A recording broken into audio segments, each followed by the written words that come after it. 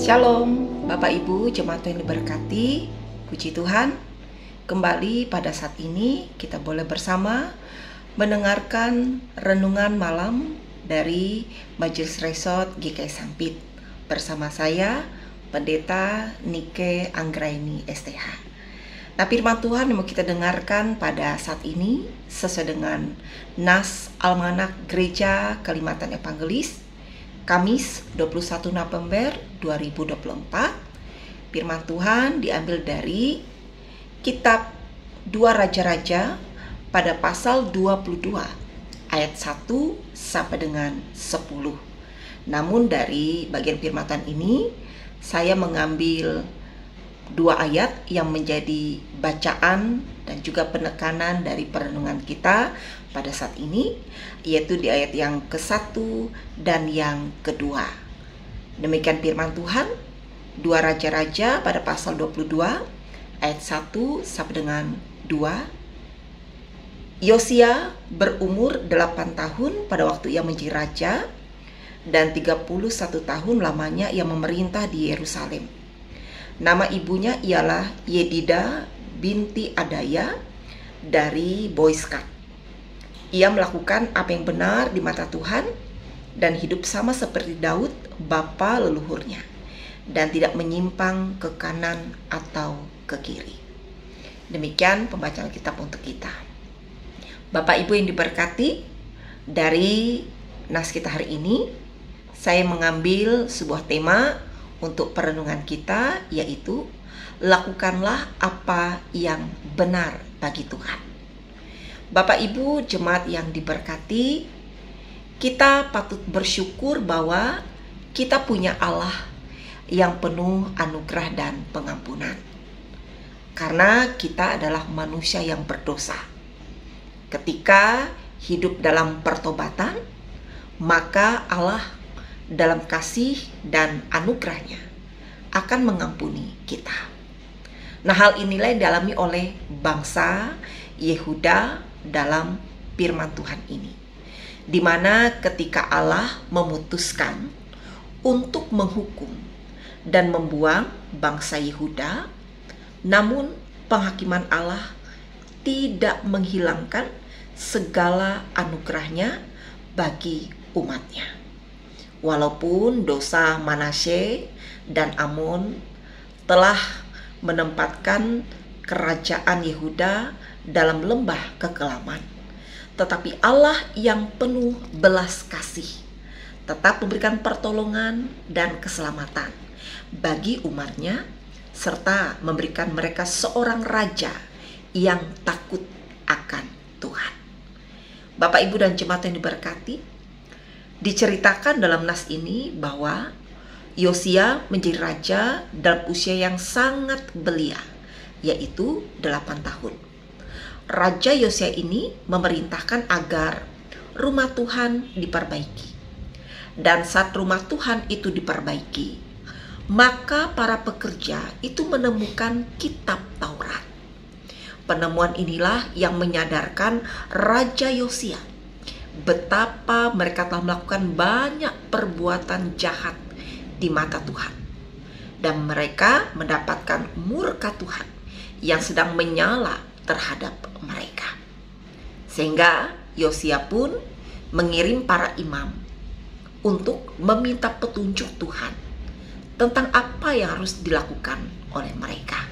Nah, Bapak Ibu dan jemaat, bila kita baca di ayat-ayat selanjutnya, diceritakan bahwa iman itu datang pada seorang nabiah yang bernama Hulda, yang kemudian menyampaikan pesan Tuhan untuk Raja Yosia, yaitu sesungguhnya Tuhan Allah akan mendatangkan malapetaka atas kerajaan Yehuda karena umatnya telah meninggalkan Tuhan dan membakar kurban kepada ilah-ilah lain, sehingga menimbulkan sakit hati Tuhan. Tetapi Tuhan berkenan kepada Raja Yosia yang merendahkan diri serta menyesal di hadapan Tuhan ketika mendengar hukuman yang akan diberikan, di mana Tuhan memberikan anugerah kepada Raja Yosia, yaitu ia akan dikebumikan dengan damai dan tidak akan melihat malapetaka yang akan Tuhan datangkan bagi kerajaan Yehuda. Apalagi bila kita baca di ayatnya yang kedua, dikatakan bahwa Raja Yosia melakukan apa yang benar di mata Tuhan dan hidup sama seperti Daud bapa leluhurnya dan tidak menyimpang ke kanan atau ke kiri. Jadi dapat kita pahami mengapa Tuhan begitu mengasihi Raja Yosia, karena Yosia memiliki rasa takut di dalam Tuhan dan ia tunduk kepada Tuhan, tidak menyimpang ke kanan dan ke kiri. Bapak, Ibu, dan jemaat yang diberkati, dari cerita firman Tuhan ini tentunya memberikan pembelajaran dalam hidup kita, umat percaya di masa kini. Kita akui kita adalah orang yang tidak lepas dari dosa dan hukuman Tuhan. Justru ketika Allah menghukum kita, karena ia mau kita bertobat dan menyadari akan kejahatan kita, bahkan pelanggaran kita. Karena itu, Ibu Bapak, jangan kecewa dan jangan putus harapan ketika Allah menghukum kita. Di satu sisi kita harus menerima konsekuensi dosa kita, yaitu penghukuman dari Allah. Tetapi di sisi lain, jika kita sungguh-sungguh bertobat, maka Allah akan memberikan anugerah dan berkat-Nya di dalam kehidupan kita. Karena itu mari bagian kita yang menjadi umat percaya di dalam Tuhan, jalan hidup di dalam ketaatan dan kesetiaan pada Tuhan. Karena kita telah ditebus oleh pengorbanan Yesus Kristus bagi kita. Dan mari lakukan apa yang benar bagi Tuhan. Bahkan hidup kita tidak mengecewakan hati Tuhan. Tetaplah setia, tetaplah taat. Karena itulah bagian tanda kita mengucap syukur atas keselamatan yang telah Yesus berikan bagi kita. Lakukan apa yang benar bagi Allah. Niscaya hidup kita selalu ada di dalam pertolongannya. Amin untuk firman Tuhan. Mari Bapak Ibu kita bersatu di dalam doa.